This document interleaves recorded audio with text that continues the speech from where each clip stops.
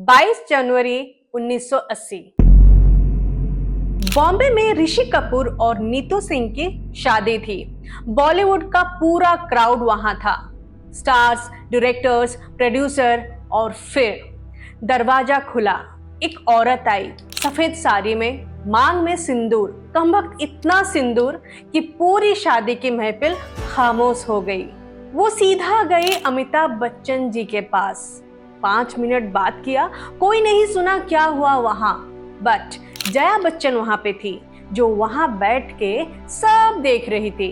वो देखते देखते रो पड़ी, जिस पर बॉलीवुड ने जिंदगी भर ताने मारे, जिसे अगली डकिंग कहा गया, नाजायज कहा गया, होम रेकर कहा गया। वो आज भी इतनी पावरफुल हैं कि एक कमरे में घुसते ही सब कुछ रोक सकती हैं। ये थी रेखा। दोस्तों, आज की कहानी मेरी फेवरेट है, क्योंकि ये सिर्फ एक एक्ट्रेस की स्टोरी नहीं है, ये एक औरत की कहानी है, जिसे जिंदगी भर हर मोड़ पर किसी ना किसी ने तोड़ने की कोशिश की। बाप ने, इंडस्ट्री ने, मीडिया ने, मोहब्बत ने, शादी ने, और हर बार वो खड़ी हो गई नए रूप में, और भी स्ट्रॉन्ग और भी डेडिकेटेड। बात है 10 अक्टूबर 1954 मद्रास की, मतलब आज की चेन्नई। एक छोटी सी बच्ची जिसका नाम रखा गया भानु रेखा गणेशन। उनकी माँ थी पुष्पावली, तेलुगु सिनेमा की जानी मानी एक्ट्रेस। उनके पिता थे जेमिनी गणेशन, तमिल सिनेमा के सुपरस्टार, हैंडसम, फेमस, मैरिड सी और से। जेमिनी गणेशन पहले से शादीशुदा थे और उनके 4 बच्चे थे। उन्होंने कभी पब्लिकली अपनी बेटी को एक्सेप्ट ही नहीं किया। भानु रेखा ने एक इंटरव्यू में कहा था, मुझे नहीं लगता वो मेरे एग्जिस्टेंस के बारे में जानते भी थे। सोचिए, एक बाप जो बेटी को जानता भी नहीं है। ये फीलिंग रेखा जी की पूरी जिंदगी में दिखती है। माँ की एक्टिंग करियर की वजह से भानु रेखा ज्यादा वक्त नहीं दे पाती थी। वो उनके नानी के पास रहती थी। स्कूल में वो अकेली थी, शाय, इंट्रोवर्ट, और ऊपर से चाइल्डहुड ओबेसिटी। उन्होंने खुद एक इंटरव्यू में कहा था, मैं अपने स्कूल की सबसे मोटी लड़की थी, dark skin, south Indian features, Hindi नहीं आती थी, बॉलीवुड के स्टैंडर्ड से बिल्कुल परे थी। वो परफेक्ट नहीं थी किसी चीज में भी। लेकिन आप जानते हैं वो क्या बनना चाहते थे? Flight attendant. हाँ, रेखा जी का सपना था कि वो एक फ्लाइट अटेंडेंट बने, ट्रैवल करे, आजाद रहें। लेकिन लाइफ के पास कुछ और ही प्लान्स थे। रेखा जी 9th ग्रेड में थी, 13-14 साल। घर में पैसे की तंगी आई, माँ की करियर स्लो हो रही थी। माँ ने कहा, बेटा तुम्हें फिल्म्स में जाना होगा। भानु रेखा नहीं जाना चाहती थी, उन्होंने मना किया। लेकिन फैमिली का प्रेशर, फाइनेंशियल क्राइसिस, कोई और रास्ता भी नहीं था।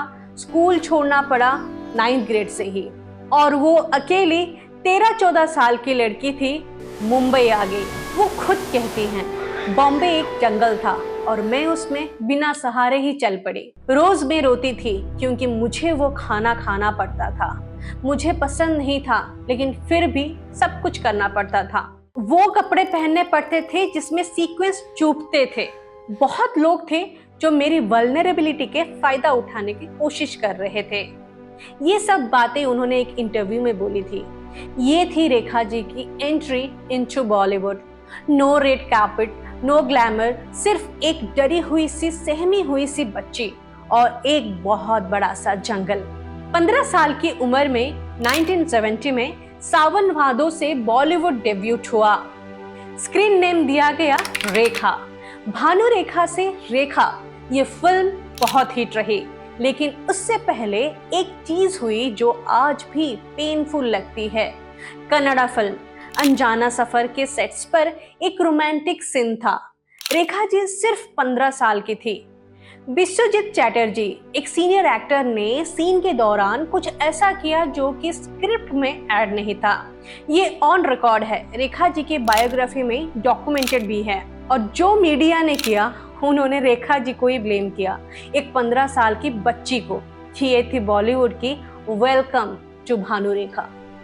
अर्ली 1970s में रेखा जी काम कर रही थी, फिल्म्स आ रही थी, थोड़ी हिट थोड़ी फ्लॉप। लेकिन क्रिटिक्स और मीडिया हमेशा एक ही बात करते थे, वो मोटी है, काली है, हिंदी उनकी अच्छी नहीं है, साउथ इंडियन लग रही है। और फिर रेखा जी ने कुछ डिसाइड किया। उन्होंने डिसाइड किया कि वो उनकी बातों को अपनी कमजोरी नहीं बनने देंगे, वो उसे अपनी ताकत बना लेंगे।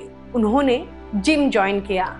यस, आपने सही सुना, 1970s का बॉलीवुड है। कोई एक्ट्रेस जिम नहीं जाती थी।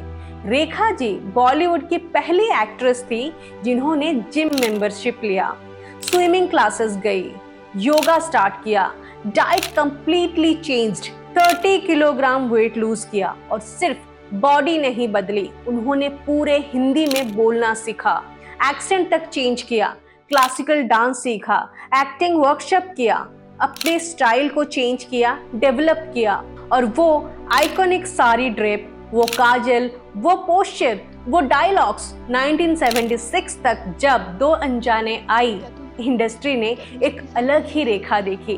दो अनजाने 1976, रेखा ने अमिताभ बच्चन जी के साथ एक एम्बिशियस ग्रीडी वाइफ का रोल किया। वो फिल्म हिट रही। क्रिटिक्स ने नोटिस किया ये लड़की सीरियस एक्ट्रेस है। लेकिन इस फिल्म के सेट्स पर कुछ और भी शुरू हुआ।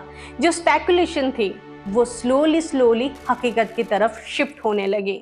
रेखा जी और अमिताभ जी, मैं आपको क्लियरली बोलूंगी, दोनों ने कभी पब्लिकली कोई रिलेशनशिप का कंफर्मेशन नहीं दिया, कभी भी नहीं दिया।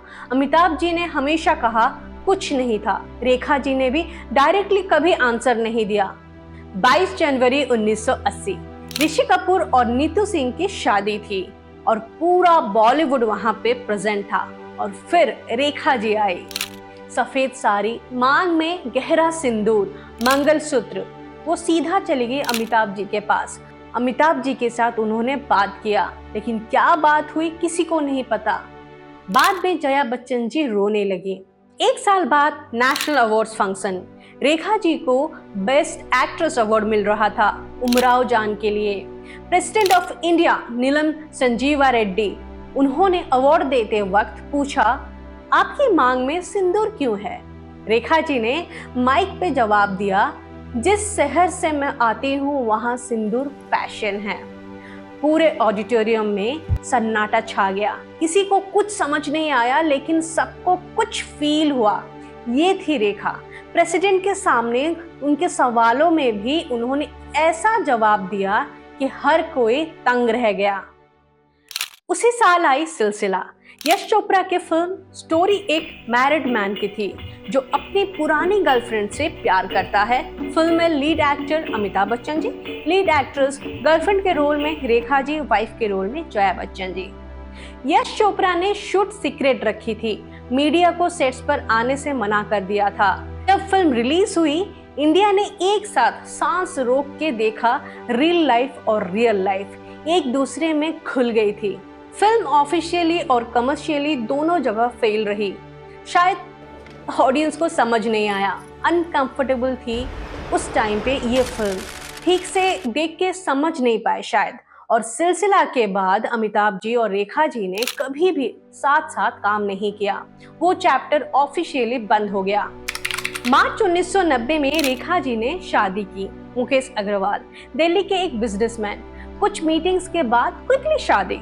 कुछ लोगों को लगता है कि वो सिर्फ एक लेजिटमेट लाइफ चाहती थी, वो नाम, वो सरनेम जो उन्हें अपने बाप से कभी नहीं मिला। लेकिन मुकेश अग्रवाल क्रॉनिकली डिप्रेस्ड थे, साइकेट्रिस्ट के पास जाते थे। 7 महीने में ही शादी में दरार आने लगी। 2 अक्टूबर 1990 मुकेश अग्रवाल जी ने अपनी जान ले ली। नोट में लिखा था, किसी को ब्लेम मत करो। वो नोट किसी के काम नहीं आया, लेकिन बॉलीवुड ने क्या किया, मीडिया ने क्या किया, हेडलाइंस दिए, the black video. Director Subhash घाई ने पब्लिकली कहा, कोई डायरेक्टर अब रेखा के साथ काम नहीं करेगा। एक औरत जिसका पति एक क्लिनिकल डिप्रेशन का पेशेंट था और जिसने खुद ही अपनी जान ली, उसके पत्नी को ब्लैक वीडियो बोला गया। ये था बॉलीवुड का चेहरा 1990 में।